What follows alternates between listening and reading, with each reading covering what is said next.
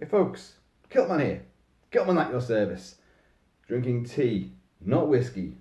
Ah, there's a novelty, hey? It's a good cup of tea as well. Now, if you saw my last video, you will know that I was unboxing, unpacking, and being repeatedly wowed by a huge gift package from my friend Astrodine, aka Michael, who had sent me this huge amount of merch and stuff from back in the 80s and earlier. A lot of music, a lot of figures, a lot of books, a lot of, just great, good all-round fun stuff. Capped off particularly by these guys here. Yeah, Top Trumps. Come on now, you all know Top Trumps. Back in the day, you could get Top Trumps on any topic going. This was a card game where you had values and that, and you dealt the cards out, and whatever cards you had, if it was cars, it was top speed. If your top speed trumped that guy's top speed, then you took his card as well. You'd have planes, you'd have warships, you'd have helicopters, motorcycles, you'd have boxers, wrestlers, film stars, Wild West. Every topic under the sun, and even out beyond the furthest reaches of the sun's rays, could get their own set of Top Trump cards. And you'd have people with vast collections of these things. I mean, they're still going today. And but when I was a kid, there was a couple that came out which were right up my street. One, of course, was what you see before you right now, which I'm going to show you up close and personal. Another one was I think it was Horror Series 2, or it was just called Monsters or Sci-Fi.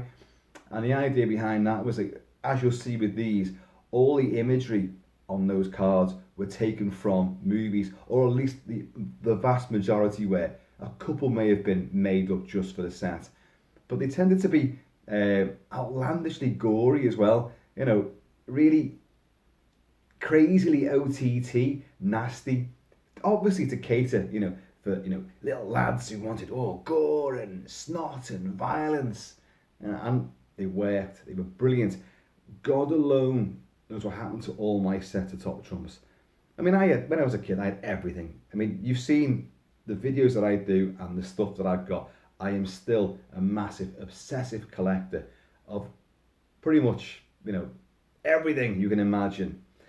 But well, as long as it's movie related or tartan related or weaponry, so there's quite a wide spectrum as well. But I love these. God knows what happened to them, but to get them again, I was just literally, I melted like I was a little kid all over again. Let's see if I can remember how to get into these damn things. Oh, he's done it, he's cracked it. Now, these aren't the original ones. These have been reprinted in 2017, according to a bit of bump I saw in here. But let's just go through them, because as I say, all the pictures that are on these things, or at least the overwhelming majority of them, are culled from movies, and particularly vintage movies, and particularly one book, I would say, which would be Dennis Gifford's A Pictorial History of the Horror Film, which I have it, and also Alan G. Frank's History of the Horror Movies, or just Horror Movies I think it's called, which was a bit of a nastier one. And books in the 70s, it's a great big tomes. You could get westerns, you could get gangsters, you could get thrillers, action movies, but horror seemed to be one of the major things, horror and sci-fi. And I've got dozens, and I had dozens and dozens of these old books, and they're gorgeous. They were part of my major upbringing and education into the genre, which I hold dearest of all. But anyway, let's go into these. I'll show you them all. Circus of Death, and right away, that one, I'm not entirely sure what film that came from. I haven't put these in any kind of order, as you can imagine. But as you can see there, look, there's added gore there, and that could be from anything. Circus of Death, Circus of Terror. I don't know what it's from. Why did all of a sudden none of the ones I'm picking up actually relate to anything I can tell you about? Skeleton. I mean, it's kind of like, he's a very nasty looking skeleton, isn't he? And he's wielding a noose. He's going to go and hang somebody. So you'd have, on these, physical strength, in this case, 65. He's got no muscle, he's just bone. Fear factor, 55. Killing power, 62. Horror rating. What's your horror rating? That's your overall just... 90. That's pretty good. So, he'd do well on that one. Vampire bat. As you can see on the back of all the cards, there's a depiction of a vampire bat. Again, stupidly, I'm not sure what he's from. Beginning to wish I hadn't gone along this tack now, because the next one, maggot. A maggot is digging. Since when did maggots have, paws with massive 6-inch long talons, which are digging into some poor guy's noggin right there? Maggot. I don't know what that is either. Here's one we do know. We should all know. Called here Lord of Death. But who is that? Yes, that's Lon Chaney Sr. as the Phantom of the Opera, Eric, who's come up for the big masked ball in what was one of the most colourful sequences of a black and white or sepia tinted or green version, the 1922 Phantom of the Opera. So yes, there he is with his grim death mask. The Freak, Sashik. That is not the Freak, that is Jacqueline Pearce as the Reptile in Hammer's film The Reptile. But they've given the Reptile some kind of crazy frock coat thing. But yeah, that is the Reptile from Hammer Studios. The Mad Axeman. And there you can see he's going to work with his axe on some poor unfortunate. Now, if you look at that face, that is Frankenstein's monster. But it's Frankenstein's monster from one of the later movies. I think it's actually from Lady Frankenstein. And yes, that is Frankenstein's monster.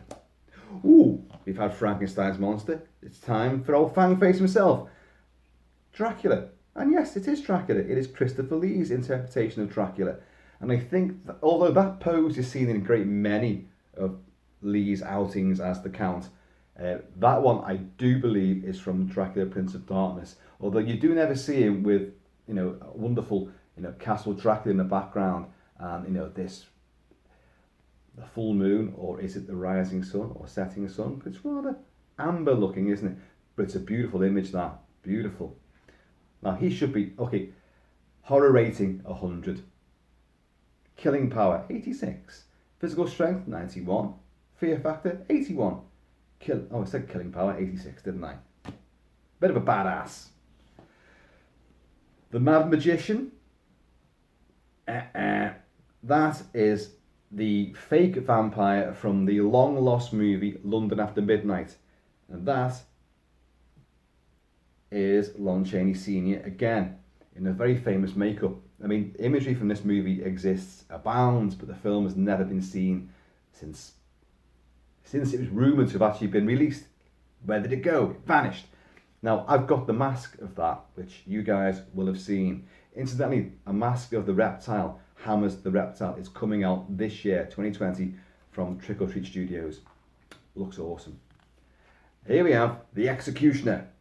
Now, he's not from any film either, but he quite clearly is inspired by the comic book and versions of Conan the Barbarian and the imagery of Frank Frazetta, who would illustrate Conan the Barbarian book jackets. Don't forget, these are all from the 70s, these cards. The Ghoul. Well, he's not the Ghoul. He's kind of ghoulish, I'll be honest. But I'm just trying to think what film he's from. He is from a movie. He has acromaglia. The great screen-heavy Rondo Hatton suffered from acromaglia for real, so he never needed makeup on his face. This guy, in the film in question, he suffers from it, and they'll actually put the makeup on him to look like that. So, yeah. Not really a ghoul, just a very unfortunate chap. Granite Man! Now I'll be honest, I don't remember this card from the set. So whether it's new or not, I don't know. But what I do know is that that image there, that's Lon Chaney Jr. And it's either from Man-Made Monster or the Electric Man or something. Not a guy from the Electric Company, but a guy who's super powered by electricity. You know, back in the old voltmeters and the and bolts of lightning and all that kind of stuff, like Frankenstein's laboratory. But yeah, I mean, however they've depicted him there, that pose and that face, that's Lon Chaney Jr. The Hangman. Now, this is a curious one, because that, again, is Lon Chaney Sr. playing Frankenstein's monster, playing the Phantom of the Opera once his mask has come off. And you've seen, I've got the mask of this in green, so go back and check out those videos because I've got that mask as well. But what I find fascinating here is this image here. That is clearly taken from Captain Kronos, Vampire Hunter, the Hammer movie, one of my favourite Hammer movies of all time, one of their later ones. And that's where Captain Kronos' buddy, an old soldier buddy, has been vampirised, but they're trying to kill him, you know, to cure him, to get rid of this curse upon him. They tried hanging him, they tried stabbing him, they tried all sorts.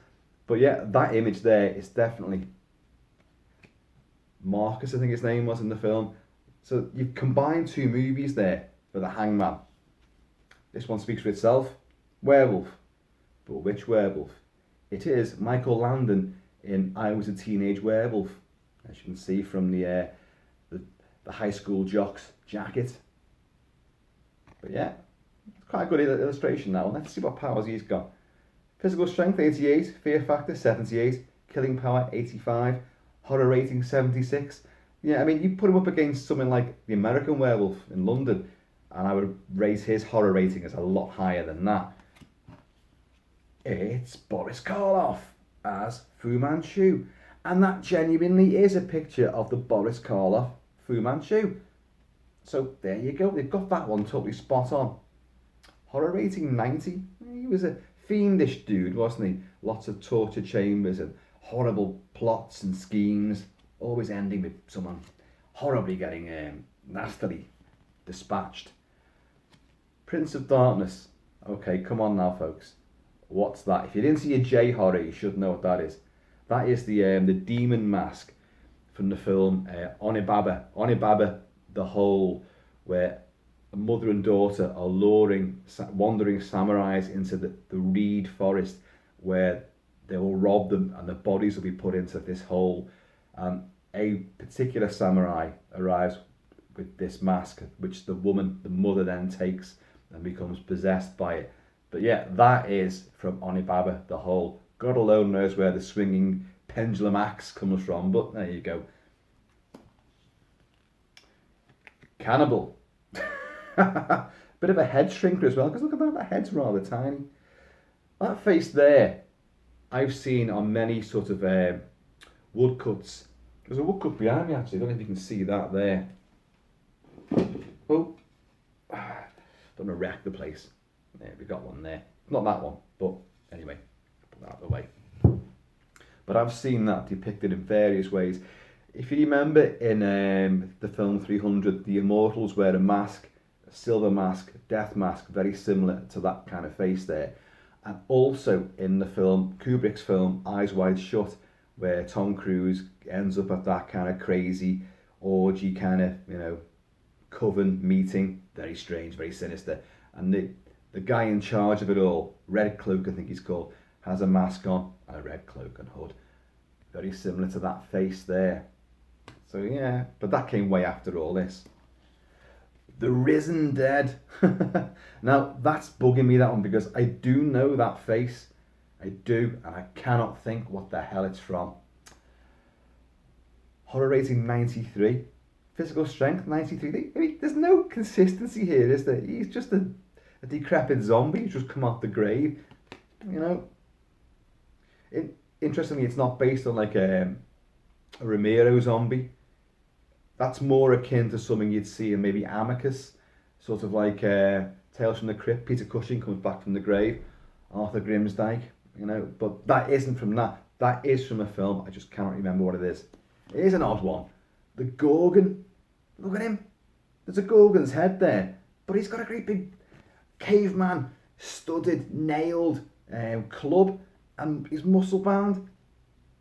So what the hell does he actually need the snakes for? You know, if he's a Gorgon, he's going to tear people to stone anyway. And what's he going to do with the club? Is he going to sculpt them into something? I don't know. But yeah, let's have a look at his powers. Physical strength 87, fear factor 77. I mean, isn't horror rating and fear factor the same thing? I don't know. Killing power 84, horror rating 82. Here's an interesting one. Headhunter. Look at that. We've combined two things there. We have Nosferatu's head. Nosferatu off the beaten track and in some kind of jungle somewhere, and a headhunter goes after him and also shrinks his head like the other guy was doing. But look at that face there, and look at this ponytail at the back. That is the genie or the djinn from The Thief of Baghdad, the one with Sabu. So there you go. And also the look of that, Will Smith adopted that look as well for Aladdin, the live action, the CG version recently. So yeah, there's another pick and mix going on there. King Kong. It's not King Kong, is it? That's Konga. That's the cheapskate British version with Michael Gough experimenting on a gorilla, who then grows to outsized proportions and goes wandering around London, taking in all the landmarks, particularly Big Ben. There he is. Konga, not King Kong. Another interesting one. This is called Gargantua. But if you look at that image there is the publicity shot from It, the Terror from Beyond Space, which was a 1950s quickie black and white movie, also a progenitor alongside Mario Bava's Planet of the Vampires, which is definitely a progenitor to Ridley Scott's Alien. That creature stows aboard, a spacecraft full of humans, uses the air shafts to get around whilst picking off the crew one by one, and then is slowly asphyxiated when they cut off the air supply to it.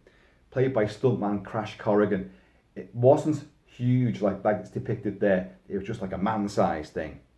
But they put a little fella in its hand. So either he has this guy Gargantua, he is massively huge, or he's in the land of Lilliput, and he's got a little fella in his hand.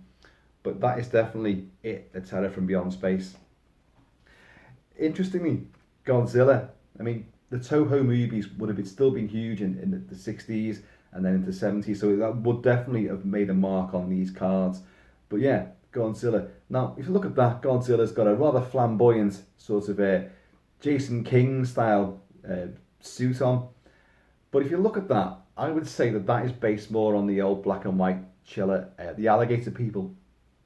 And they just added this rather, ridiculous party gear on. Still cool though. The first time I saw that, I thought it was Dr. Phibes, where Dr. Phibes, Vincent Price, is trying to kill the 9 surgeons who failed to save his wife, played by Caroline Munro.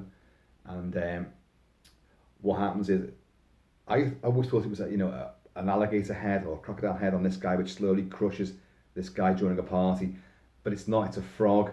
So I was a bit mistaken there. But, I think the idea is definitely similar. Here's one which is a bit strange to have crept into this, but it's from the original pack as well. The Incredible Melting Man. And that is The Incredible Melting Man, designed by Rick Baker, an early Rick Baker effects fest, where the guy comes back from the rings of Saturn, and he's got his 2 astronaut buddies have succumbed to whatever this space malady was, but he comes back to Earth and melts. But not only does he melt, he also develops an insatiable appetite to eat human flesh to stave off the melting of his cells. And even though there's less and less of him in each particular scene, he seems to get stronger and stronger. I love this movie, and one day I will give a proper full in-depth review of it. It's fucking shite, it's trash, but it's so damn good. I remember the book, the novelisation came out in the UK with 2 different covers. Sadly, I've got the more abstract, surreal one where it's just artwork of a guy in half a spacesuit and his head's leaning over to one side. But he does look like that. He's all melting, his skin's all gone. But the other version had full colour stills from the movie, which is very gory, and literally loads of different snapshots of this guy's face in various states of melting, ooziness. But yeah, incredible ability, man. Let's see what they've given him. Physical strength 80, fear factor 70, killing power 77, horror rating 88. I never really thought of him as a threat, and yet he is in the film. He is quite a nasty piece of work. Another odd one here. Now, did this have a bearing upon Rob Bottin and John Carpenter? Because this is called The Thing, and if you look at it, that's a creature there with barbed spider legs. So it's like a hybrid of two creatures. Sort of like, I'm not sure what that thing is in the middle. It's not a spider, it's a thing. But don't forget, these cards came out before John Carpenter made The Thing. And yet, that is remarkably similar, isn't it? You know, and it's called The Thing as well. I mean, it clearly isn't an upside down human head, but it is a strange beast. That's odd. That is odd. And that is from the original set. I do remember it. I remember most of these. Well, all of them, in fact. I think there's only one that I thought didn't fit. But great, that. Zeton Warlord. That, to me, now someone could correct me there, I think that's from Doctor Who. And I think it's from the Troughton era. But I don't know. I don't know. I do remember the card from when I was a kid, but I do recognise that face from something, but I don't know what. I'm thinking Doctor Who, and I've got Troughton's era in my head, lodged there. Are you from Doctor Who? Who? Doctor Who? Who? Getting nowhere with him. Okay, Ape Man. Right, if you look at that, there's a hybrid going on here as well. That is both Schlock, by Rick Baker designed and played the Ape Man, Schlock, for John Landis. But also you've got Trog, which was a British version of which wasn't a comedy spoof. It was a proper horror film about a troglodyte creature who's survived into the modern age, well, the early 70s. And that pose there is from Schlock, but the look of him is from Trog. So you can see, I love the way that they've got these ideas and these artists, these creators, and they've just put them together in like a big hodgepodge of horror stuff, knowing it's going to appeal to the kids. And by Christ, it did. I lapped these up. I wouldn't even play the game very often, but I remember being a kid at night, I'd just go through them and I'd stop and stare at my favourite pictures. It was just bizarre. We didn't have movies in those days, you know. We had comics. And then we had not sell-through, we had rentals. You know, the advent of home video. Oh, I need to go onto these at some point, properly. Madman. Now that is a film called Doomwatch. Now Doomwatch also ran into a TV series which it was about ecological disasters and a team of scientists who had to go and work out what was going on and try and solve these cases. But the film version, starring the great Judy Geeson and the great Ian Bannon, was set on some remote Scottish island, I think it was, I can't quite remember, where there's pollution has affected the fisheries. So the local residents are all beginning to get this acromaglia, like Rondo Hatton again. They're all getting deformed. But if I remember right, he's a landlord, and he's not a madman, but they're all kind of a bit pissed off that they're getting these horrible deformities. To be honest, I don't think it's a very good film. I remember being very disappointed in it when I was a kid, and I finally saw it and I thought, that was crap. It's probably the sort of film, if I watched it now, I'd go, God, that's amazing. That's great, and you see it in a whole new light. But I literally haven't seen it since I was a kid. But yeah, I do remember that image a lot. Oh look, it's the Phantom of the Opera again. Except it isn't. No. That is Vincent Price as the abominable Dr. Phibes, which is very similar in many ways to Phantom of the Opera, in that, well, he's playing an organ there, in a very psychedelic. The two Dr. Phibes movies are awesome. The first one being the best, but they are both brilliant. And that is Vincent Price there. The priceless Vincent Price as Dr. Phibes. So they're giving him here. Physical strength 77, fear factor 67. He looks different every time. Killing power 74. Like Fu Manchu, he's very, very fiendish in his plans to, take people out. Horror rating 87. Oh my god, we're on the last one. Ah, we're back in the land of apes. Two-headed thing. Two-headed monster, sorry. Now, I think that's actually the film, which I think starred Ray Milland, and it was called The Thing with Two Heads, not Two-Headed Monster. But you get the gist. There you are. Physical strength 91, fear factor 81, killing power 88, horror rating 89. It's funny, a lot of apes were used in a lot of movies, especially in like the 30s and 40s. Even comedy duos like the Ritz brothers would encounter, a man, usually the same guy, and I've forgotten the guy's name. He was in a lot of sort of jungle movies and adventure movies, but they would enlist him to play an ape. He studied apes as well, and so he'd get these great elaborate ape costumes, and he'd play these gorillas who met us in the Rue Morgue, that sort of thing, and he'd be forever picking up some nubile, scantily clad lady and running off into the trees with her. Who can blame him for that? But yeah. And I think he played that as well. But, folks, top trumps. Gotta love him. Gotta love him. So, of course, Mike, Astrodyne, you know what you've done now. I'm going to have to try and find the other sets that I always loved when I was a kid. Now, I know years and years ago, my lad's 19 now, and I remember buying him a lot of these cards, a lot of the newer ones. Well, I say newer, back when he was about like 3 or 4 or 5 years old. And so we've still got tons of sets of these things. Lord of the Rings are there, Star Wars cards, and that kind of shit, like, you kind of cash in. But these were a huge collectible item. When you were a kid, this is one of the things you had to have, as well as your Panini football stickers and all that kind of stuff, like, and your Subutio and your Skeletric or your TCR.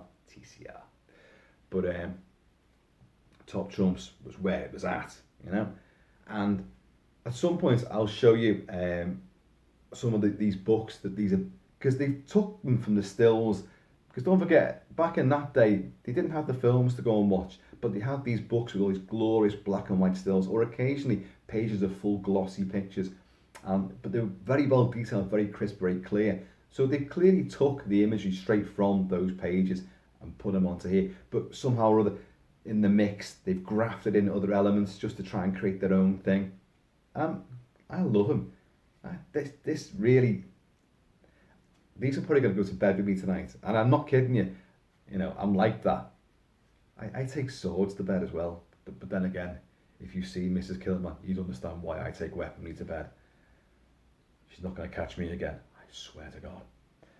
But yeah, I'm going to take these. I'll probably sit in there. I'll have my phone with this little torch on, going, oh yeah, like that. Oh. Maggot. I'm really bemused by that. I mean, look at his face, maggot. What maggots claw people up? Maggots aren't very nice though, are they? So a maggot that size with claws, yeah, that would be terrifying. Horror rating 86. I think you better add a bit more to that. Folks, there you go. I said I'd show you these cards, and now I have. So let me know if you guys remember these, or if you've got these cards or other collectible cards like that. Because we've got the Mars Attacks ones, remember those? They weren't the Tops cards, they weren't playing cards, they were just depictions of blood, chaos and carnage. And there was alongside the Mars Attacks ones, which I had, I also had these American Civil War ones, which if anything they were even nastier. I've not seen them for decades and decades. I've not even seen any reference to them, but they were same as the Topps Mars Attacks cards, very similar, but just depictions of battle and carnage, but with a huge element of horror to them as well. Oh God. And like on the one side there'd be a picture, on the other side there'd be a write-up of like the battle or whatever the sequence was meant to be. If anyone's got them, I'd be very interested to hear from you. So anyway, folks, I've let my tea go cold. I have. I'll get some more. So, in the meantime and in between time, keep it real, keep it kilted, keep it Celtic. Be happy, be healthy.